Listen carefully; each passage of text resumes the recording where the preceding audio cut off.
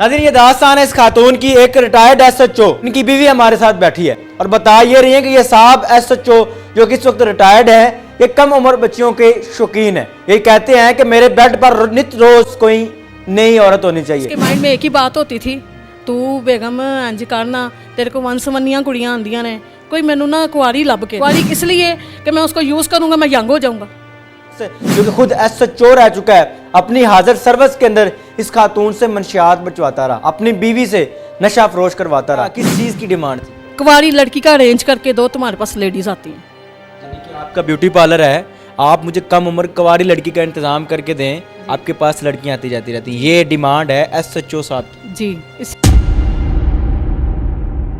एक रात ऐसी थी, रात को हम सो रहे थे, तकरीबन मैं तहज्जुद के टाइम पे मेरी आंख खुली है, तो मैंने ये मेरे पास मौजूद नहीं थे और मैं घबरा के उठी हूँ। तो मैं जब बाहर गई हूँ तो साथ वाले कमरे में से आवाज़ें आ रही थी।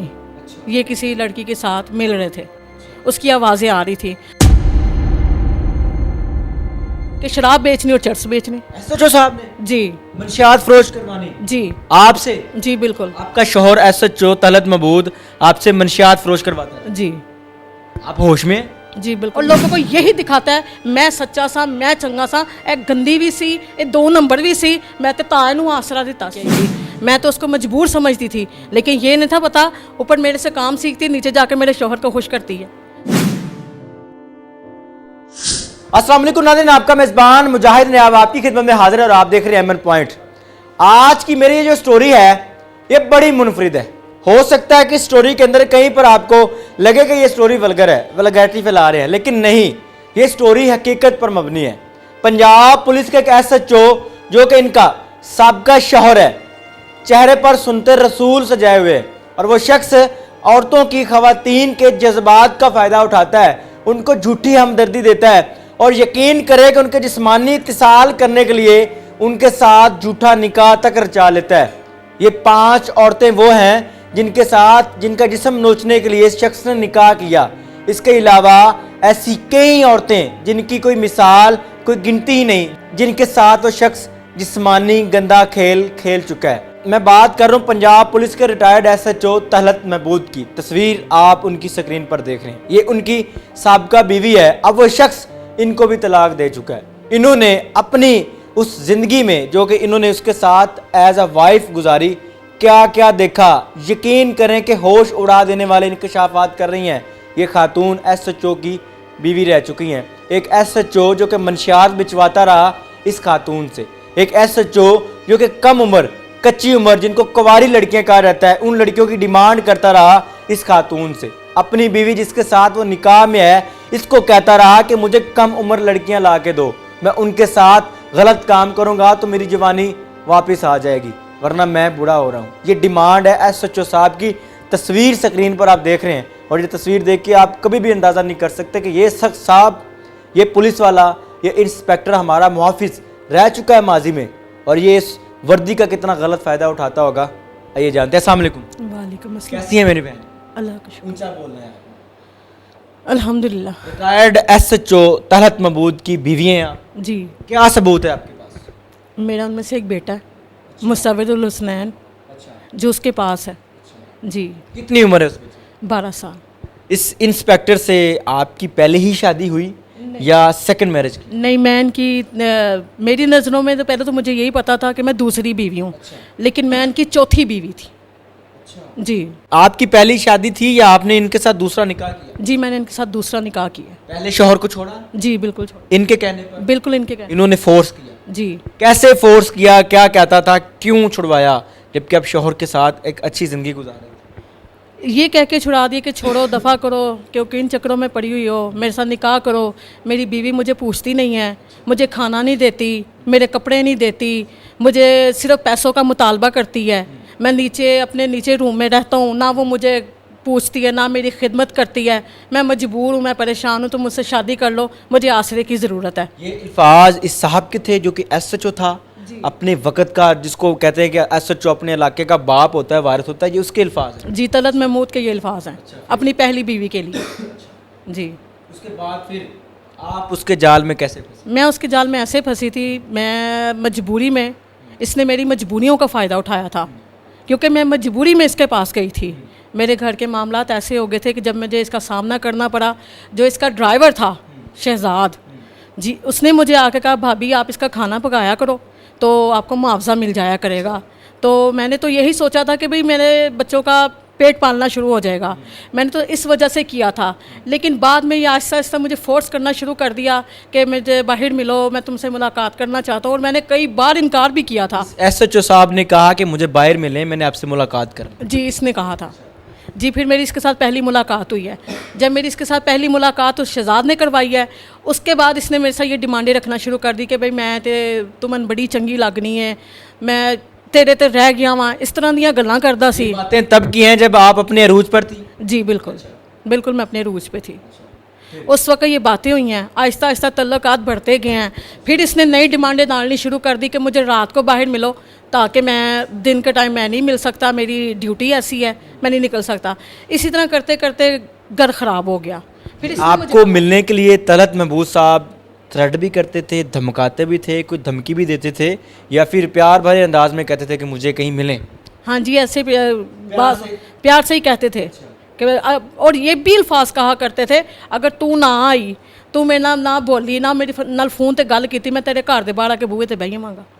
इस तरह की बातें करते। मीठा मीठा ब्लैकमेल भी करते? जी, मीठा मीठा ब्लैकमेल। अच्छा जी, SHO साहब की जो एक मुझे समझ आई वो ये कि ये साहब मजबूर औरतों के जज्बात को एहसास नाम का टच देते हैं, उसके बाद उनको एहसास दिलाते हैं कि मेरे अलावा आपका कोई हमदर्द नहीं, और वो हमदर्दी बेड पे जाके बंद कमरे में जाके कमरे की कुंडी और लाइट बंद होने के बाद वो एहसास ख़त्म हो जाता है। मैं गलत तो नहीं? अच्छा, फिर क्या हुआ?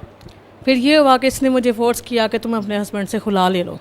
ठीक है, मैं खुला ले लिया आपने, इनसे निकाह कर लिया, ज़िंदगी इनके साथ गुजारने लग गई। इस शख्स की क्या क्या हरकत आपने नोट की जो कि आप बताना चाहिए? इसकी सबसे पहली तो ये हरकत थी कि झूठ बोलने में ये मास्टर था जी। दूसरी बात थी, इसको औरतों का बहुत ज़्यादा शौक़ था, जो आहिस्ता आहिस्ता आहिस्ता पता चलता गया, ओपन होता गया।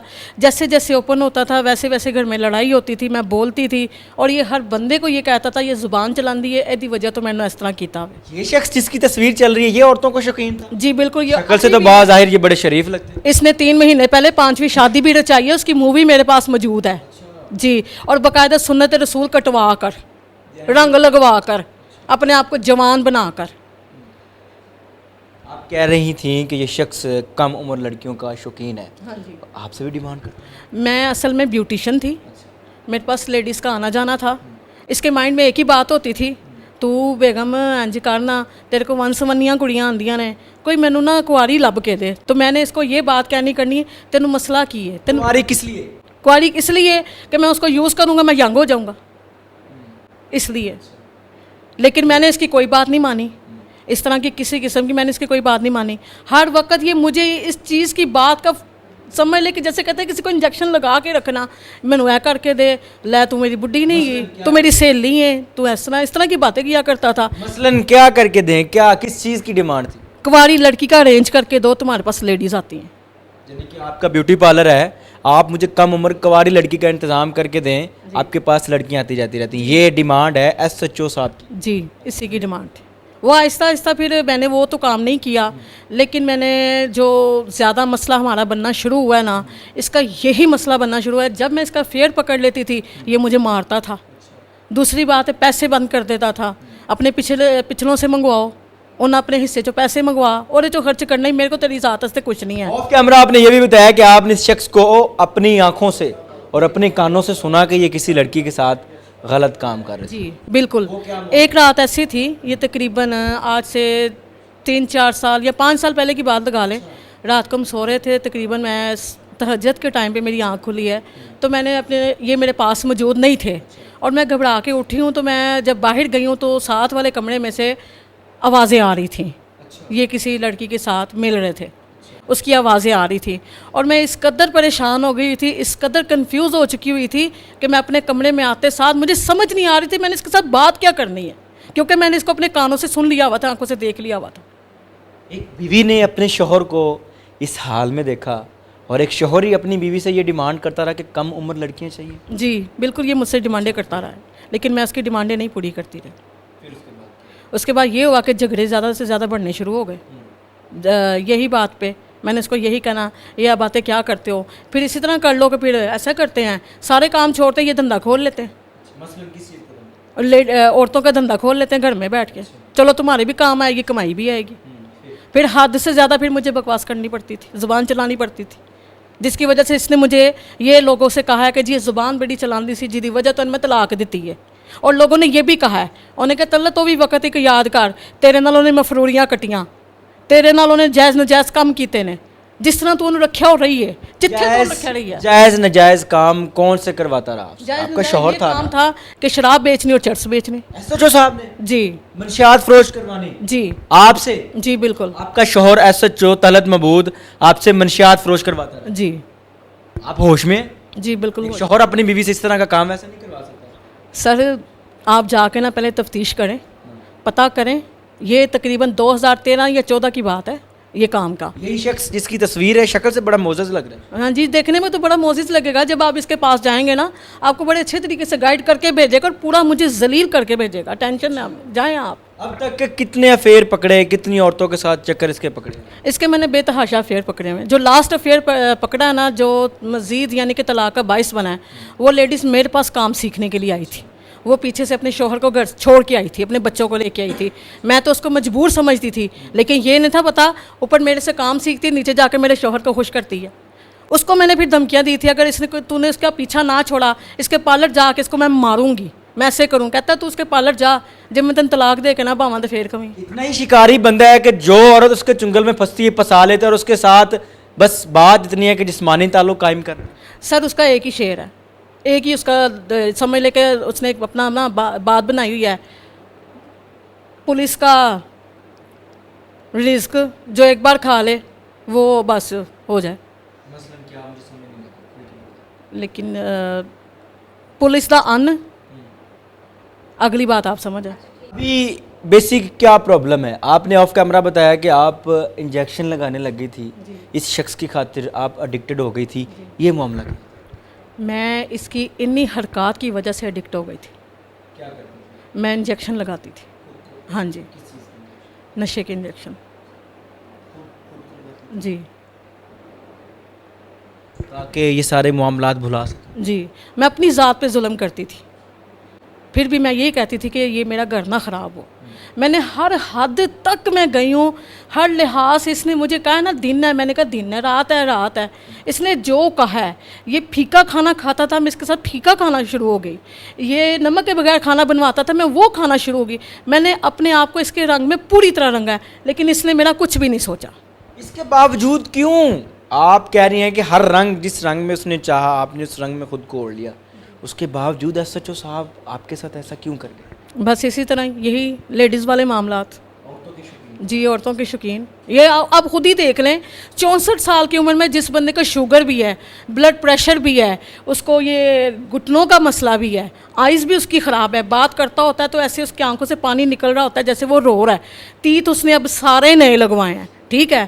तो लोगों को ये कहता है, जब मेरे घर वालों ने कोई बात की ना कि इसकी शादी कर देते हैं,